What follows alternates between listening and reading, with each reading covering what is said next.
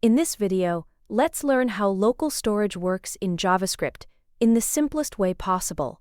Local storage is a built-in browser feature that lets you store small pieces of data directly on a user's device.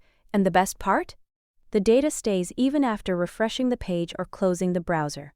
Here's an example.